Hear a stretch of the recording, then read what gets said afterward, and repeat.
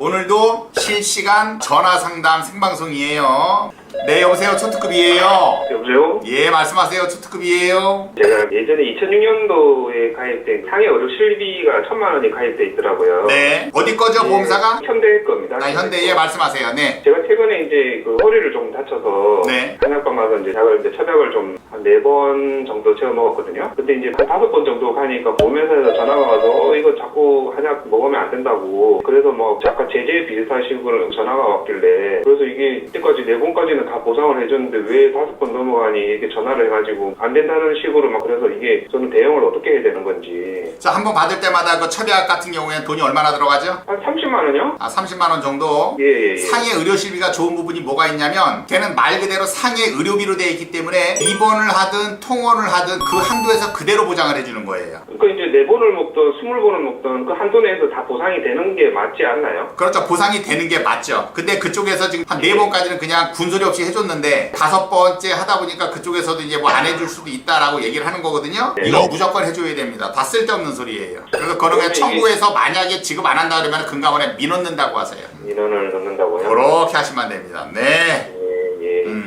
알겠습니다. 그리고 저희 이제 아이가 2명이 있거든요. 네. 그래서 허혈성하고 저 심혈관을 보강해서 좀 넣어주려고 그러는데 네. 진단비하고 수술비가 이게 따로 분리가 돼 있더라고요. 네, 맞아요. 그래서 진단비를 넣으려고 하니 보험료가 조금 세니까 차라리 진단비를 빼버리고 수술비를 이렇게 하면 보험료가 저렴하고 그것도 괜찮은 방법인지. 안 됩니다. 그렇게 하시는 건 아주 나쁜 방법이에요. 어차피 뭐 심혈관이나 이게 걸리면 무조건 수술을 하지 않습니까? 그러면 수술비가 나올 건데 그건 진단비나 수술비나 같은 맥락에서 볼 수도 있는 것 같은데. 지금 이제 말씀하시는 게 진단비는 비싸니까 빼고 수술비를 넣어서 어차피 뇌혈관이든 허혈성이든 나중에 이제 수술을 하게 되는 거니까 수술비를 진단비의 개념으로 받자라고 지금 말씀하시는 것 같거든요. 물론 뭐 사람의 그런 생각은 물론 다를 수가 있어요. 다를 수가 있는데 지금 뇌혈관하고 허혈성 같은 경우는 뇌혈관 수술비, 허혈성 수술비가 따로따로 돼 있고 또 다른 거 종수술비라고 있어요. 1종부터 5종 수술비가 있습니다. 거기에는 5종 수술비로 분리가 되어 있기 때문에 5종 수술비에서도 또 나와요. 근데 아이들은 이제 종수술비는 따로 들어가 있지는 않고 그냥 질병 수술비만 따로 들어가 있거든요. 질병 수술비하고 상해 수술비가 보장의 범위는 가장 넓지만 보장해주는 금액 자체가 가장 적습니다. 그러니까 질병 수술비 같은 경우는 뭐 20짜리도 있고 50짜리, 우체국 같은 경우는 100만 원짜리도 있기는 하지만 뇌혈관하고 심혈관 같은 경우에 수술하면 100만 원이 나오겠죠. 그거는 진단비에 비하면 턱없이 부족한 거고. 심혈관하고 허혈성을 100만 원을 넣는 게 아니고 한 3천만 원이나 한 그 정도 선에서 제가 수술비를 넣어주려고 그러거든요. 예. 진단비 대신 그거를 사실 써먹을 수는 있어요. 써먹을 수는 있지만 그거는 일반적인 가입 형태가 아니란 말이에요.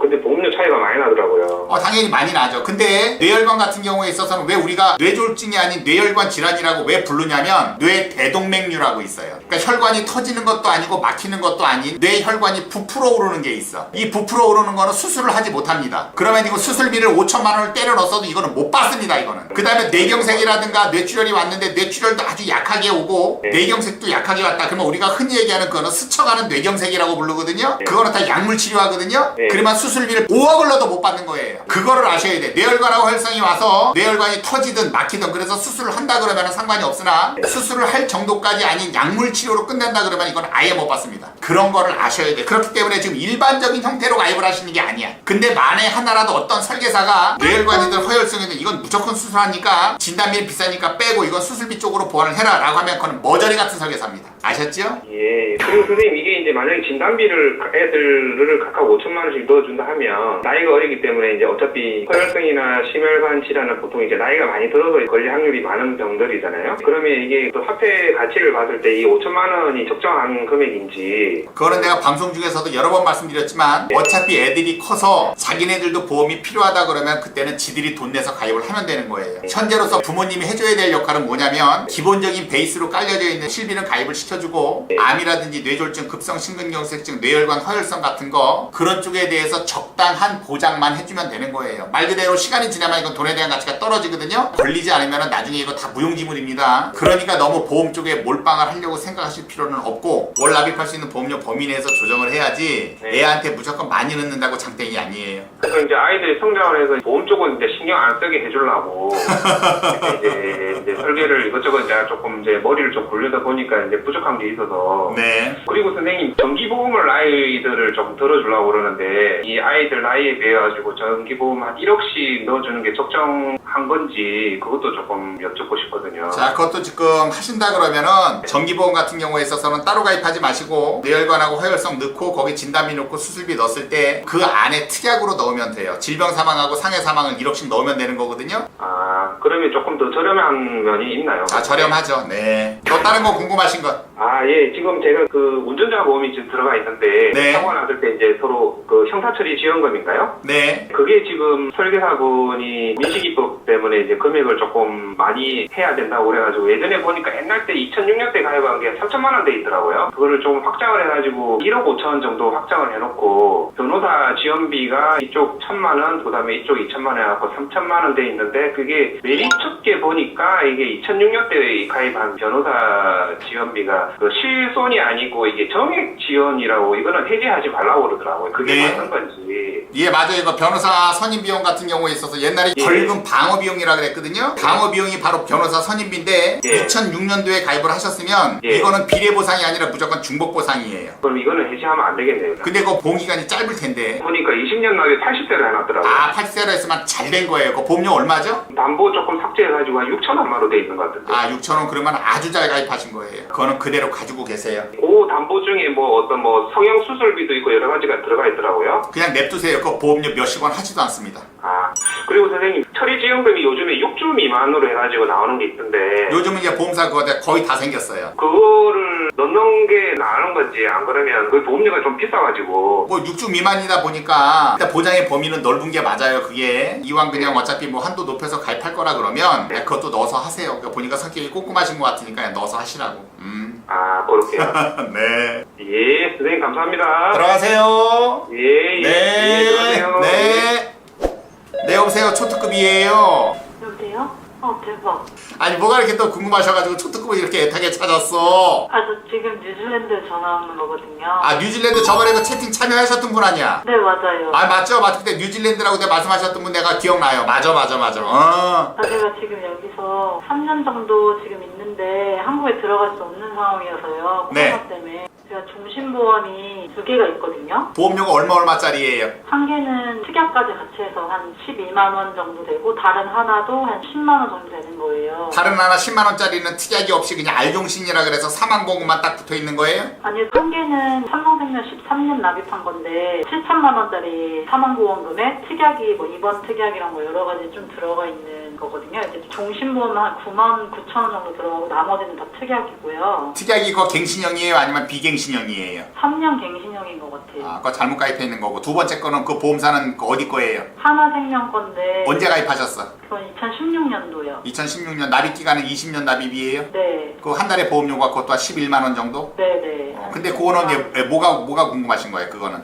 저 지금 초특급도 보고 여기 코로나 있는 동안 뉴질랜드 지금 넉다운이어서 일을 못하고 있거든요. 이것저것 동영상 보다 보니까 제 보험이 좀 잘못되어 있는 것 같기도 하고 저는 죽을 때 받는 돈보다 제가 지금 살아있을 때 보장받을 수 있는 보험으로 바꾸려고 하다 보니까 제가 죽으면 돈을 너무 많이 받는 거죠. 받을 필요가 없는데.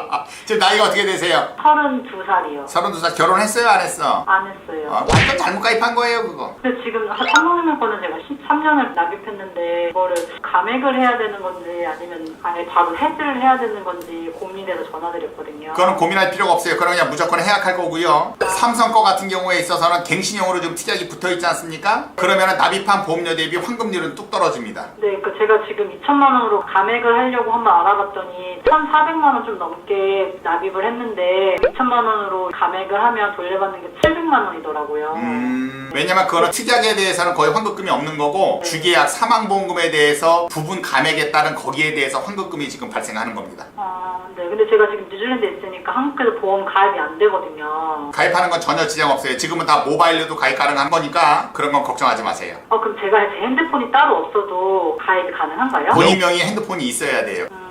그래서 제가 수특근님 동영상 보고 동심보험 해지하라고 하셔가지고 해지하려고 하니까 제가 보험이 하나도 없고 한국에 들어가려면 최소 1년 이상은 있어야 되는 상황이라서. 그러면은 지금 방법은 딴 거 없어요. 우편으로밖에 방법이 없어. 우편 계약밖에. 그 전에 이거 뭐 모바일 나오기 전에는 청약서 원본으로 해가지고 외국에 우편 계약으로도 많이 했었어요. 아, 그래요? 네. 근데 저번에 보니까 캐나다 사시는 분 상담해줄 때 보니까 외국에 계시는 분들은 한국에 있을 때는 보험료를 납입하다가 외국으로 출국했을 때 다시 정지되는 보험이 있더라고요. 그게 실비가 그래요. 정말 착한 실비가 그게 가능합니다. 그러면 저도 지금 여기에서 그게 가입이 가능한가요? 그것도 정지시키는 거는 가능한데 중요한 건 지금 실비가 비싼 게 아니라 다른 거 사망보험에 대한 게 비싸기 때문에 그건 의미가 없어요. 그러면 일단 그 증권을 찍어서 보내주세요. 일단 초특급의 보험하기 채널 추가했어요 안 했어요? 카카오톡으로. 했어요. 채널 추가하셨으면 그쪽에다가 증권을 찍어서 보내주시고 5만원 아까워하지 마세요. 그래서 분석해서 그다음에 가입해야 된다 그러면 어쩔 수 없어요. 청약서를 우편으로 보내는 한이 있어도 그렇게 진행을 하셔야 돼요. 현재로선 방법이 없어. 아, 저 하나만 더 물어봐도 돼요? 네, 말씀하세요. 아니, 제가 오늘 발치를 했어요. 치아가 이제 좀 안 좋아가지고. 네. 근데 제가 치아보험이 한국에 없거든요. 네. 2년 안에 뭐 임플란트를 할 계획이 좀 있어요 없어요? 지금 이거 발치한 치아 임플란트 해야 된다고 하더라고요. 그거 말고 또 다른 치아도 좀 이상한 게 있어요 없어? 아, 이거 말고는 없어요. 그러면 치아보험 가입할 필요가 없어요. 아, 그래요? 네, 치아보험은 한 2년 정도 있다가 임플란트를 할 계획이 있는 사람들만 가입해야 되는 게 치아보험이야. 그럼 제가 지금 발치한 치아에 대해서 혜택을 못 받고 제가 다음에 임플란트 할 계획이 있을 때 이제 가입을 해야 되는 거네요? 그렇죠. 미리부터 가입하는 게 아니에요. 그건 돈 낭비야. 알겠죠? 네, 알겠습니다. 감사합니다. 들어가세요. 네, 행복하세요. 네.